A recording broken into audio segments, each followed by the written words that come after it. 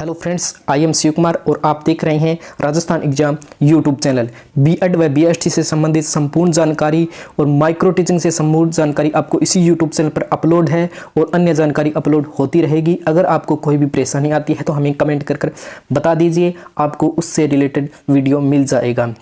तो इसलिए आप निश्चित मस्त और चिल्ड होकर हमारे चैनल को सब्सक्राइब कर लीजिए और बेल आइकन को प्रेस कर दीजिए, जिससे कि आपको सबसे पहले और सबसे सटीक जानकारी और सबसे पहले नोटिफिकेशन आपको मिल सके। तो देख लीजिए आपको किस तरह से ये प्रस्तावना कौशल बनाना है और बनाते समय किन किन बातों का ध्यान रखना है। तो आज का आपका कौशल हो जाएगा पाठोपस्थान या प्रस्तावना कौशल, और आपका प्रकरण लेने वाला है घग्गर नदी और विषय आपका हो जाएगा सामाजिक विज्ञान। आपको दिनांक वही दिनांक लिख देनी है, जिस दिन आप अपनी प्रेजेंटेशन दे रहे हैं वो यहाँ पर दिनांक लिख देनी है, और कक्षा जिस कक्षा का आप ये ले जा रहे हैं प्रकरण वो यहाँ पर कक्षा लिख देनी है। तो आप 6, 7, 8, 9, 10, 11, 12 के लिए किसी 6 से लेकर 12 तक आप इसे यूज कर सकते हैं। उसके बाद देख लीजिए आपका शिक्षण बिंदु है, वो जो आपका प्रकरण होता है वही आपका शिक्षण बिंदु हो जाएगा।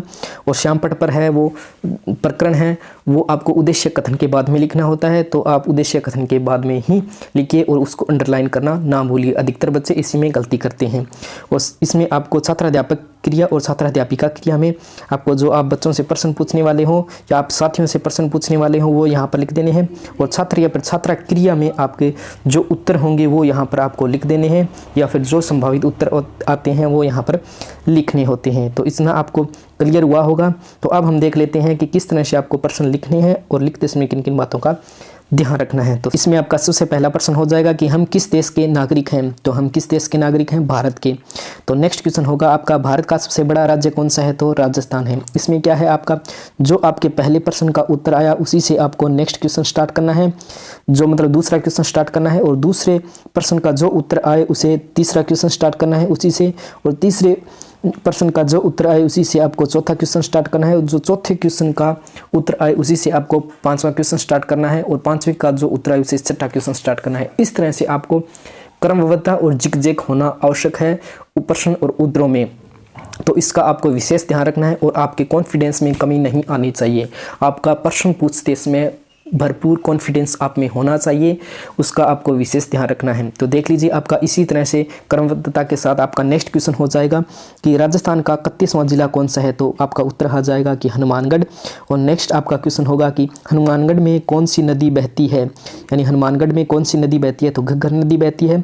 इसी में आपका नेक्स्ट क्वेश्चन हो जाएगा कि घग्गर नदी के बारे में आप क्या जानते हैं। इसी से समस्यात्मक प्रश्न बन गया और इसी से आपका प्रकरण निकल गया घग्गर नदी। क्या निकला साथियों? घग्गर नदी। उसके बाद में आप पूरे कॉन्फिडेंस के साथ अपना उद्देश्य कथन बोलोगे कि अच्छा बच्चों, आज हम घग्गर नदी के बारे में विस्तार से अध्ययन करेंगे या फिर विस्तार से पढ़ने वाले हैं। ये आप उद्देश्य कथन बोलते ही, जी हाँ साथियों, बोलते ही तुरंत आप क्या करोगे?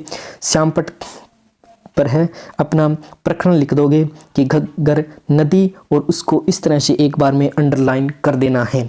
जी हाँ साथियों, एक बार में ही आपको अंडरलाइन कर देना है। इस तरह से आप आसानी से किसी भी प्रकरण पर प्रस्तावना कौशल बना सकते हो। अगर आप अन्य कोई भी कौशल या फिर कोई भी प्रकरण, कोई भी कौशल और किसी भी प्रकरण की जानकारी चाहते हैं तो तुरंत साथियों हमारे चैनल की प्लेलिस्ट चेक कर लीजिए, आपको वहां पर संपूर्ण जानकारी मिल जाएगी। उसी के साथ आपको ये मिलेगी कि क्लासरूम में आपको किस तरह से प्रेजेंटेशन देनी है और प्रेजेंटेशन देते समय किन किन बातों का ध्यान रखना है। अगर आपको अन्य कोई भी कौशल चाहिए तो कमेंट कर हमें बता दीजिए, आपको उपलब्ध करवा दिए जाएंगे। आपसे फिर मुलाकात होगी एक नए और इंटरेस्टिंग प्रकरण पर। तब तक बने रहिए राजस्थान एग्जाम यूट्यूब चैनल के साथ।